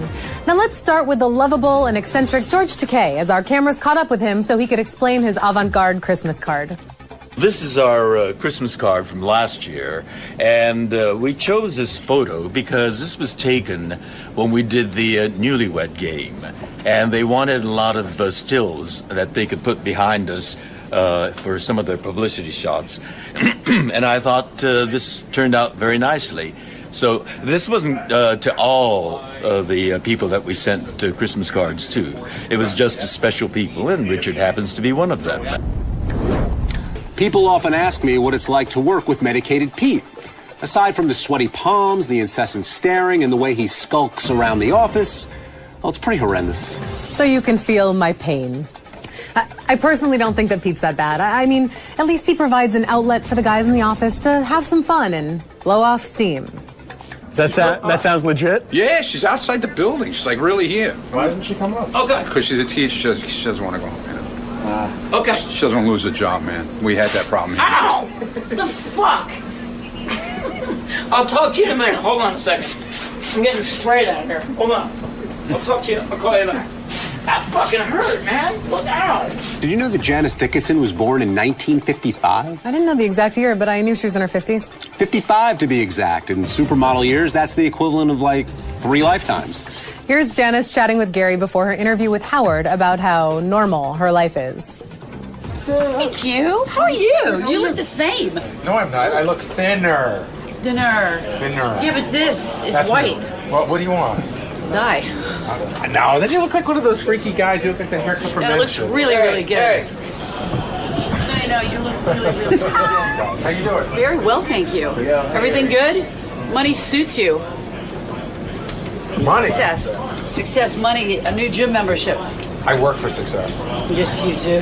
You work hard. So what are you working on? What are you up to? I've been back and forth to England a whole bunch. And how old's your daughter now? I'm raising a 16-year-old. How's that going? It's like the most difficult thing I've ever done in my life. How do you tell her not to do all the stuff you did? You don't. Yeah, I try to set a great example. I have a fireman who's a boyfriend. So I've got like this really hot, like young, hot fireman who's really nice in the house. Got a normal lifestyle. Yeah. If things go south with the fireman, I think her and Ronnie would make a good couple. Yeah, they would be perfect together. Almost as perfect as these guys are together. Here is the gang during a Howard Stern Show creative meeting. The Howard Stern Show creative meeting. They came back to us and they're looking for a customized, non-solicit promotion. One of the lines they're using to promote the movie is bigger robots to fuck you up. So I take a look and I say, that's like saying, why don't you make that hanger funny? Like, make the hanger funny. I don't know how to make bigger robots to fuck you up. I don't know how to make that a promotion or how to make that interesting. I don't know what to do with that. Then you're not a good producer. I don't. So why are you blaming him? Rachel, you want to do a 3-toss? What's a 3-toss, John? It's when we toss the 3 clips all at once and then show each clip back to back to back. Well, why don't you show me how it's done? The following wrap-up show highlights will feature JD discussing gay porn, Richard turning a year older, and a caller making a joke that bombs horribly. You see? 1, 2, 3. Roll it. Listen, and maybe I'm immune or what is it? Anesthetized? Whatever. To gay porn because I've pulled gay porn. Pulled what? And watched it. Pulled the audio. Pulled off. Oh. No, I haven't pulled off. Not that there's anything wrong with that. Well, I'm just not gay. And I forget where I was going. I forgot. I'm sorry. I can see it. It doesn't do anything to me. It does disgust. It does make me nauseous at times because it's not. It's just not into me what I'm saying. Or God damn it, Will. Will's making faces over here. He's trying to fuck with me. I'm trying to listen to you. Are you going to vary your routine now that you're living with your girlfriend? And because you usually do the same thing for your birthday every year, right? Don't you watch a movie or something? I still do that, yeah. I watch John Carpenter's Halloween, my favorite movie of all time, and eat a Papa John's pizza and drink a 6-pack of Miller Lite. And but then when my fiance comes home, then we'll go out to a nice dinner. So that's that's you're going to go to dinner a after eating the Papa John's pizza. Yeah, and 6 beers. It'll be a small pizza. Happy birthday! Thank you very much. Thank just for the record, the massage I got Richard is a legitimate massage parlor. Richard likes legitimate massage. Yeah, well, me and my fiance are going there this weekend for a hot stone massage. My first one. I can't wait. Are you saying you don't like legitimate massage? No, I love it. I think me presenting a massage, people would get the impression that I'm getting it from Tokyo Delights. I'm not. I'm getting it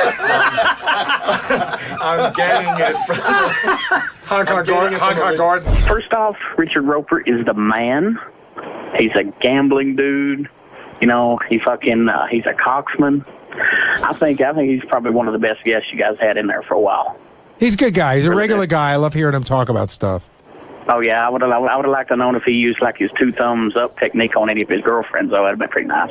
But anyway, though, you guys do a good job on this show, man. Richard Roper is the shit. All right. Later, guys. All right. Thanks for calling in. You know, I used to comment on those, and I realized my new technique is to just let it stink like a fucking bad fart. And that's called a 3-toss. John, there are idiot savants, and then there are just idiots.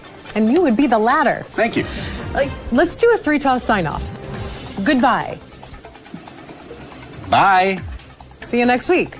It's a 3-toss sign-off. If you had been Doesn't make quicker, any it would have been sense. 3. You're doing clips. You introduce clips. I understand, but I was doing 3 Sign-off. goodbyes, and it was like a quick 3-toss. You missed it. Well, he blew it, you guys. He blew Toss it. her out of here. Stop 3 it. times. Stop it. I got it right. How you been? Good, man. Nice to see you. So good seeing you again. What's going on, man? How are you? Very good. How you doing? Oh, Jim, good morning. Good morning. How you doing, dude? Good. Nice to see you. You too. So, what's going on, man? What is going on? It's Monday. What brings you back to the show? Still touring. Pre-sales for a book. You got a book going on? Yeah, it's called I'm Not High. It comes out in October. Nice, man. Yeah. So, you got a lot of things going on? Not a lot of things, just Good touring. things. Yeah. Big things. Good things. Touring, book, trying for TV, blah, blah, blah. Yeah, I'm going back to full-time radio, though. Nice. Nothing beats full-time radio. Awesome, man. We'll All right, see so you excited to be back? See the gang? Always excited. But I gotta be prepared for the king. You always gotta be prepared for the king. All right, man. We'll see you in there. Yep. Jim Brewer is a terrific comedian. There he is. Look at him, all prepared. Hello. Looking healthy, like kind of lost some weight. Yeah, he's looking thin. Yeah, actually, look like a human being. How are you? Hey, man, what's happening? It's good hanging out. Thank you, man. Thank you for everything. For what I do. Well, trust me, people come out to see me, and there's nothing cooler than going to a show in, like, Utah. Well, you're Brewer. No, well, I mean, they come come on. out. I got to keep up with the. I got to sustain the product, but they come out and they're like, "When are you doing Howard again?" I'm like, wow, Utah. You're promoting the book, but the book isn't even out yet. No, it's pre-sale stuff. Pre-sale. Why do people need to buy it? They like to you have people pre-order. They like to do that now. Yeah, you know what it is. Are they afraid they won't be able to get the book? No, know what it is. Honestly, it's really everyone going. If we get pre-sales, then that means the day it comes out, It'll be a number one bestseller. it's a number one seller, and then I get my money back. Go on, be monkey boy. Yeah, because I said to Gary came in, I go, Gary, what is the thing with this because Gary's writing a book too. He goes, what is this? I go, what is this thing with the pre-order? He goes, well, both is very important pre-order. I go, I know why it's important to you, but why is it important to me to pre-order the book? Right. You know what I'm saying? Yeah. go, No, wait, I would wait. never pre-order a book unless I was 17 and like Judas Priest was coming out with a book, and I got to get the Priest book. I sent the thing over to your manager or something where I wrote something And for that's the book. another big thank you. Yes. Yeah, I was happy to do it. They were. I got a note hopped from up. Brewer. He wanted me to write a little blurb, and I used what I said to you the other day on the air. I said I was in the gym, believe it or not, with a friend of mine, and the guy said, "Is there anyone who comes on the show who makes you laugh to like I mean, not like a giggle, but makes you really laugh?" I said, "Brewer." Sick. Brewer. I like hanging out. You know? It's like hanging. Yeah, it's fun. What's going on with your radio show here? Is it still 1 day a week? It's 1 day a week, but I've been talking to Pete, and I do miss that everyday gig. You do? Do you? Yeah, I do. So I mean, but I gotta be careful what I say. No, I'll say what I say. That's. I don't think we had huge support over where we were. Does that make sense? On Raw Dog. Correct. I Raw see. Dog's a great channel. Right. And all that, but I don't know. Like, I don't know. You don't know what's going on. Nah, I really don't. But you would like to be on every day of the week. I would do every day. Yeah, absolutely. Yeah, I would like to see that too. As long as I had Pete and, that Your whole boys. shebang. Yes, and bring back the same bananas. Yeah. And then, What day are you on now? Fridays only. That's it. That's it. That's not enough for you. You got a lot to say. I got a lot to say, but I liked being on the road, and I got back out on the road and all that jazz. It was nice. What are you going to write about in the book? Are you going to I'm done. It's all done. I wrote this sucker 2 years ago. Did you write it yourself? Did you I have wrote it somebody- myself, No and kidding. And then, they're like, we need someone to paint it up. Because you're not a writer in the sense that you write novels or books or something like that. It's the story of your life, right? Yeah, it's yes. A lot of time spent on Saturday Night Live? A lot of Saturday Night Live stuff, a lot of behind the scenes. I give you everything. Let me understand something. Yes. When you were on Saturday Night Live, you were on the years with Farley? No. Farley hosted when I was there. Oh, is that it? Farley hosted. And there's... What was it like working with him? Well, this is a section in there, and this is one of those funny and yet creepy, whoa, what's going on? Farley came on now. At the time, I was in a room with Tracy Morgan. Now, yes. Tracy was on during your years. Yes, me and him were roommates. Okay. Right? And that must have been weird. Beyond hilarious, because we were great premise guys, and we would bounce off one another. And Tracy... we would say, remember Batman, whatever, we go into it, and then we're like, let's write this, and Tracy would be like, where's the W on this motherfucker? Where's the W on this? So You mean when it came to the actual writing of a script? We were disasters. Like when you actually had to sit down and put it on paper, but when you were sitting and riffing and these ideas. Animals. And then all of a sudden Tracy would fall apart. Well, we both do it, and I'd be like, I'm going to go find a writer. I'll go find a guy. In other words, you know what's really funny? I was on YouTube the other day. Yeah. And I put in the name Brewer. And up comes this hysterical clip from Raw Dog where you and Jimmy Fallon are doing Ozzy Osbourne back and forth. Right. And it was the funniest goddamn thing ever because you nailed it. It's not only that you do a perfect Ozzy Osbourne, but when you were talking about the reality show, and again, the premise being Ozzy never can fix his toaster. Ozzy can... Nothing. I can't fucking... All you had to do, you just go... They would go, all right, what should we do? Let's give Ozzy a cup of coffee, and he has to return it. I don't know the fucking... Just go return it. Do you have a receipt? I don't have a fucking receipt. What the... You were so right on because Ozzy can't figure out how to do the simplest task. No, because he's had everything done for him forever. Which you can't blame the guy. It's almost like in 2001, A Space Odyssey, when they see that monolith. Like everything to him is the monolith. Going to a supermarket is. What? You told me to get fucking yogurt, Sharon. I don't know. That's the guy. You brought home broccoli. I'm trying, Sharon. I've never been in this store. It's light. That's why the show worked. You could give him anything to do, and he couldn't do it. Anything you wanted. But I was watching while you and Jimmy Fallon went back and forth, and I imagine that's what it was like for you and Tracy Morgan, being roommates. You guys would just do that all day. To the T. So when Farley comes on, now we're excited. The first thing he does is come in our room. And I got to say, before he came, everyone was... I didn't get him. I didn't get Farley. Right. People, he's the greatest guy. But I'm like, right. I didn't get it. And everyone said, oh, and he used to be here. He was the funniest, greatest guy, blah, blah. I still didn't get it. You didn't get his comedy, in other words. Yeah. Right. You didn't know what the fuss was. Well, he came in. Right. I got immediately. What is it, that he just makes everything funnier? He makes everything funny. He's got such a big presence. I mean, he came in the first, he's like, Jimmy, I know you got weed. And I know you got... And he shuts the door. So I'm thinking, yeah, I'm going to be in the next movie with him. I'm going to get my one hitter. Right, let me get him some weed. So, right, you didn't know how serious he was with his problems. Well... Tracy had this thing, and Tracy takes out, and they're gulping, and one hitter, I got the window. Dude, I got such great ideas. He's like, it's got me a great week. And so now... So he logically figures out, a drug addict will figure out right away who are the guys who are the fun guys to hang around. And it was you and Tracy. Correct. And you were able to provide him with lots of fun. Correct. Right. Yeah, so back in the days, what you were doing? Back in the days, you were doing coke, you were smoking, you were doing it all. I was never coke guy. I was a weed guy. Weed guy, okay. So I had the weed, and Tracy was a drinker. He'd be like, I don't like weed, make me sleepy. So he had juice, and he would, whatever he put in the juice, put the juice Was back it crazy living with Tracy? I mean, Tracy's nuts.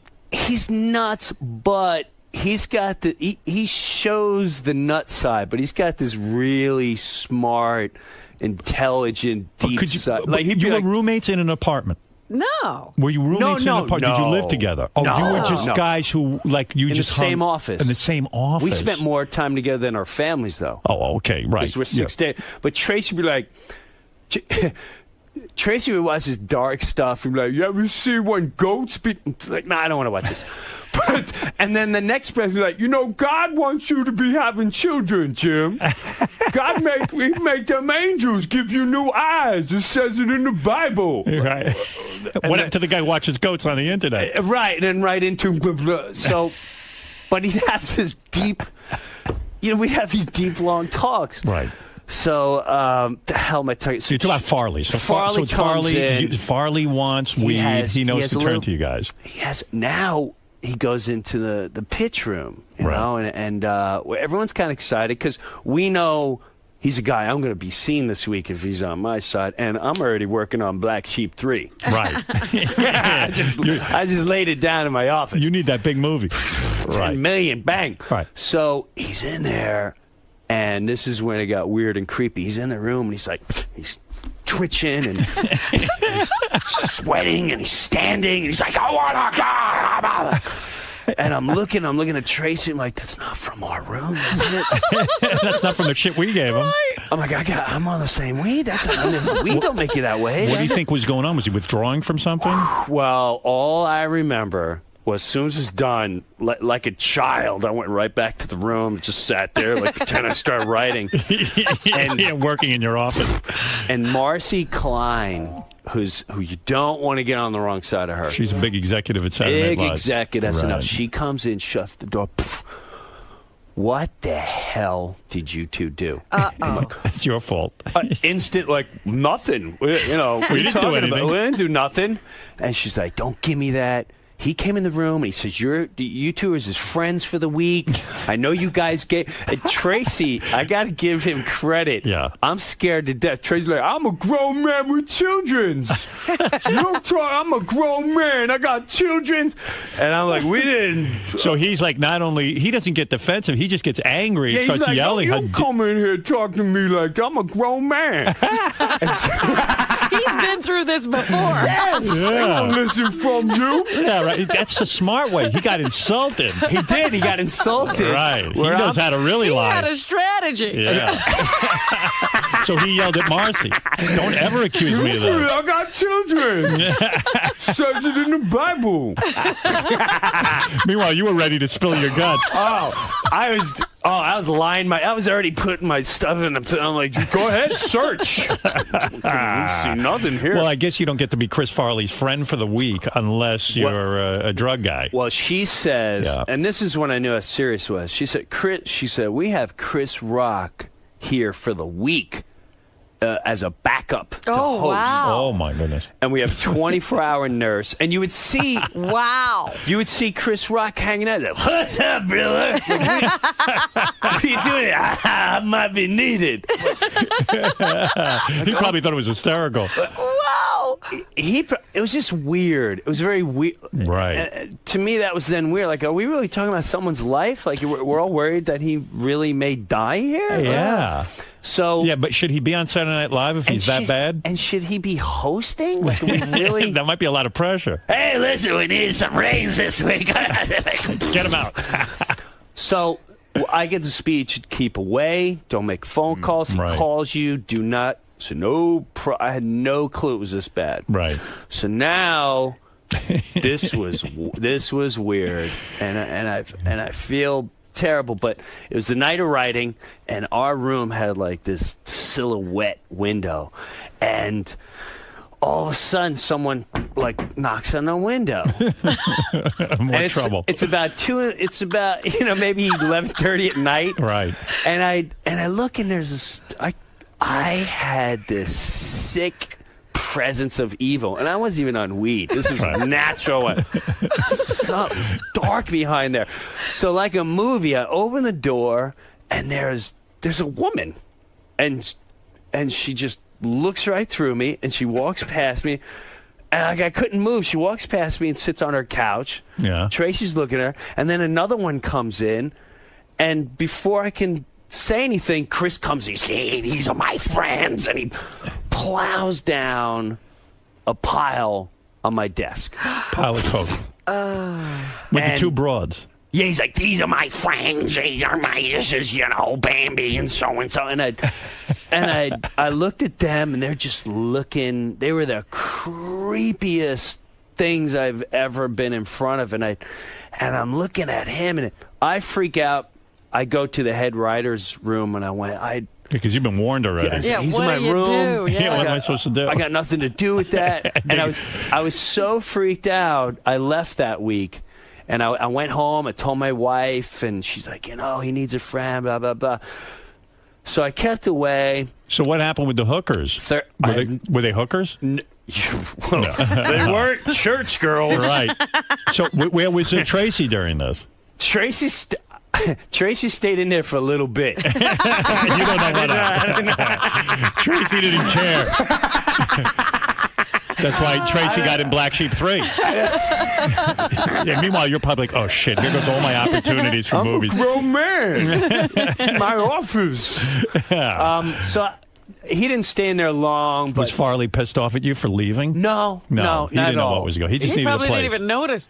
Right. Nah, probably not. But this was the phone call that freaked me out. Corielli was at my apartment. It was me and my wife, Corielli. It was like a Thursday night, around midnight or so, and I get a call. My wife picks up, and she's like, yeah, hi. Yeah, Chris, he's here. Well, yeah, look at the phone. She's like, it's Farley. I went, Farley? Like, what do you mean it's Farley? She's like, hold on. She hands me the phone, and it's Farley. Right. He's like, hey, Jimmy. And I can hear he's got Calm. some people in the room. Right.